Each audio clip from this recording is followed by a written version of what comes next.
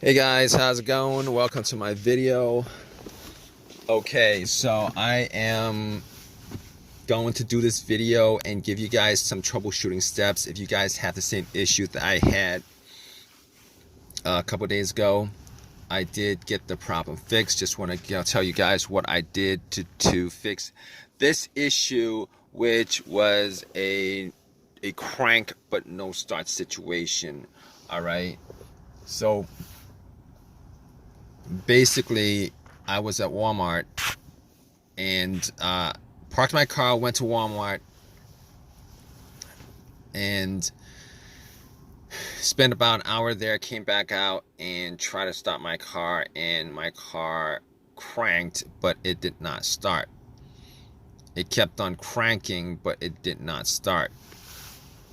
So basically best place to be if I had a situation when I had that situation, considering, you know, if it's something easy to fix, I could probably get a lot of things.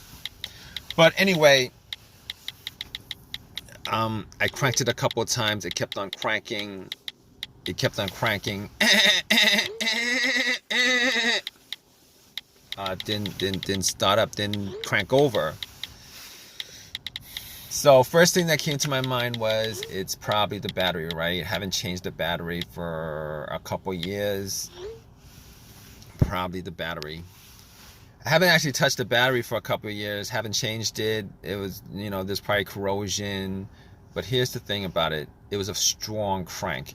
It wasn't a weak crank. It wasn't a slow crank. It was a strong crank. So that actually had me thinking, maybe it's not the battery. So I turned on the headlights, went out and checked the headlights. The headlights were pretty bright. So that actually made more of a case that it's probably not the battery. So I opened up the hood, obviously, checked out the battery. There was some corrosion on there. There was some corrosion on there. There was some corrosion on the battery. So basically what I did was I took some cans of Coke that I bought and put 2 cans and pretty much just you know, dunked it on the terminals. Pretty much just, you know, poured it on the terminals. You know, it's kind of messy, it's kind of dirty, it's kind of messy, it's kind of dirty. It, you know, it's gonna turn syrupy on you if you guys do that, but it will. Just take some water and rinse it off, guys. That's what I did also. But anyway, it oxidizes, it bubbled up. A lot of the corrosion was taken, was you know, came off. And went back to Walmart to get a couple of things. Went back to Walmart to get a wire brush. And pretty much cleaned up the battery terminals. Got a little set of wrenches and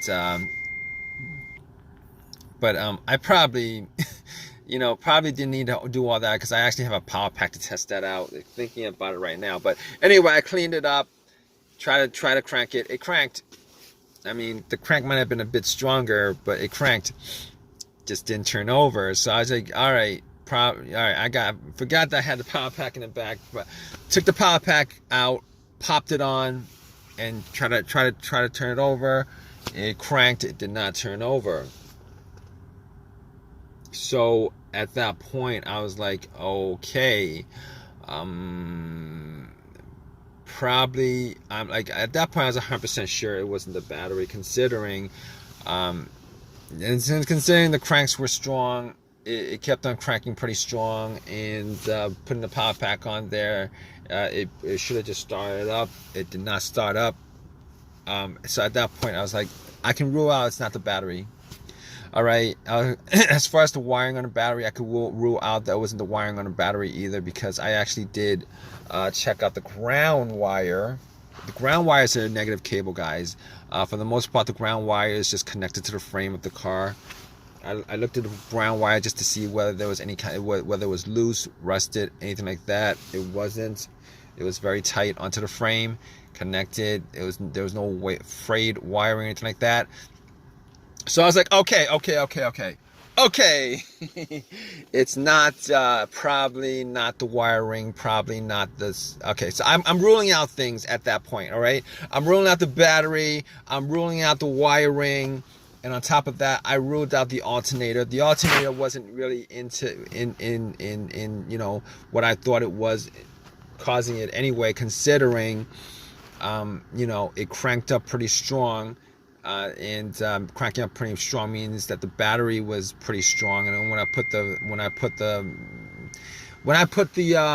cables on from the power pack, and it didn't start off up, you know, it's not the alternator, guys. You guys think it's not the alternator, it's none of that other stuff, okay? So at that point, I was like, here's the thing. As far as me, if you guys are in this situation, you guys trying to troubleshoot this whole entire thing, trying to rule out certain things. All right, here's the thing. There was no check engine light on the dash at all. No check engine light on the dash before the situation happened. I haven't had a check engine light on my dash for a while. Had some other issue, but that was a long time ago. No check engine light on the dash, okay? But I have an OBD2, and I plugged it in. And what you know, this situation could be caused by also your car's computer not registering, not connected to your car for whatever reason. Could be a fuse, a short somewhere, whatever. But I had an OBD2, plugged it in just to make sure that there, you know, there's nothing that I can actually take from this situation as far as it's scanning the whole entire thing. It was able to scan the whole entire thing, scanned it, and then came back with analysis, you know, no codes, all the monitors were cleared, everything was good. At that point, I knew that it was able to read the car's computer. So there's nothing wrong with the car's PCM, ECM. There's nothing wrong with the computer at all that's causing it. On top of that, like I said, very important whether there's a check engine light or not check engine light when it comes to troubleshooting this issue. All right, no check engine light means that you could pretty much consider that, you know, all the other stuff that could be causing it with a sensor on there is probably not causing the issue. And when I say this, I mean the mass airflow sensor, I mean the throttle position sensor, I mean the camshaft sensor, I mean the crankshaft sensor, I mean every single thing that you could possibly think of, all those things that you could possibly think of that has a sensor to it that could be causing this issue, you could pretty much just rule every one of those things out. Pretty much. Not always the case. Sometimes sensors go bad and the computer doesn't detect it, or it has a little bit of an issue and the computer doesn't connect, doesn't detect it. But in this case, ruled all those things out. Camshaft, crankshaft, position sense, throttle position sense, root every one of those things out. So at that point, all right, I'm down to pretty much a couple of things. Fuses, relays, the fuel pump maybe. Okay, it could be a couple other things outside of that. But we're just gonna troubleshoot little by little. So I was troubleshooting it little by little. All right, so got to the fuses, got to the relays, and pretty much what I did was could not figure out whether a fuse was blown. Did not actually smell any kind of burnt smell from it. So being as I was around at Walmart, went in and got a fuse tester, tested all the fuses. All the fuses were good. You know, all the fuses were good. There was not a single problem with the fuses. And I pretty much came to, it's either one of two things at that point that I could think of. All right, there could be a couple more things, you know, the ignition, etc. But I was down to a couple of things, and I looked at the relay, the fuel pump relay. All right, but before I did that, I was thinking it might be the fuel pump. So I was in my car, and I was trying to figure out whether I could hear hear the fuel pump whizzing, priming. All right, so if you guys don't know how to do this, essentially you would normally need two people to do this. One to listen to the fuel pump priming as the ignition is turned to the on position, not the crank position, because once you get to the crank position, you're gonna crank the car up and you're not gonna be able to hear it too well.